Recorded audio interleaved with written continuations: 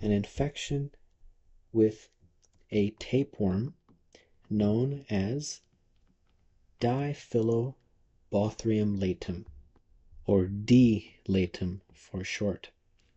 Now, this tapeworm is actually a parasite of freshwater fish, and humans can acquire it if they eat fish that is raw or undercooked. An example of that, of course, is sushi.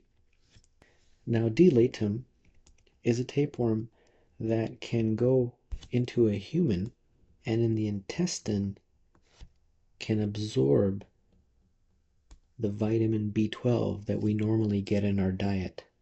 And that is the main problem that D. latum infection causes, that it leads to vitamin B12 deficiency. Now, what's important to remember is that B12 is a vitamin that's involved in the production of red blood cells. So when you get vitamin B12 deficiency, you get a situation where a patient can develop anemia. In terms of the symptoms, a patient will have vitamin B12 deficiency and the associated anemia. And in terms of symptomatology, symptoms of anemia, some of the basic ones are the patient will be fatigued, the patient will appear pale, and also this patient may have diarrhea as well, because the tapeworm will have eggs and the patient will expel those eggs when he has a bowel movement. So when you're trying to diagnose it, you have to keep these basic things in mind. The first test, of course, is a CBC to look at the hemoglobin and hematocrit, and if he is indeed anemic, these will be low. Now, B12 causes a macrocytic anemia, so the key lab value to check for that is MCV, which will be greater than 100, which is the value in macrocytic anemia. And then another test that can be done is a stool test. And the stool test is a test for ova and parasites. And that will show eggs from the tapeworm that has infected the patient. In terms of treatment, you want to use a medication that expels parasites, and in particular parasitic worms.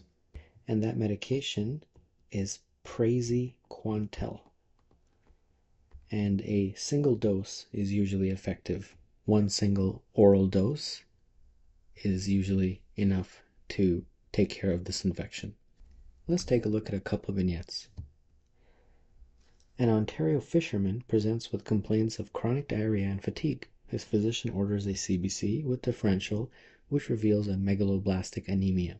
Which of the following organisms is most likely cause of the patient's problem? Well, the clinical vignette shows you that you have a patient with anemia and that he's a fisherman. Not much information, but you can deduce that perhaps he has eaten undercooked fish, and that has caused him to have an infection with D. latum, and that is the reason he's got anemia. So the answer to this question is B. And the final one, 71-year-old man comes to the physician complaining of fatigue. He has noticed this symptom for the past 6 months.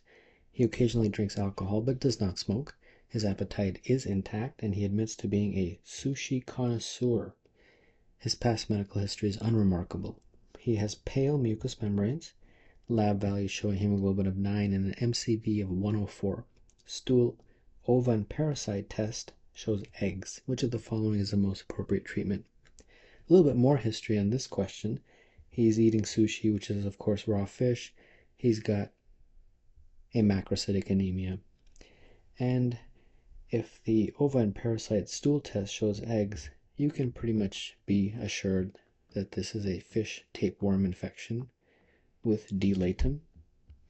And the treatment is a single dose of praziquantel given orally.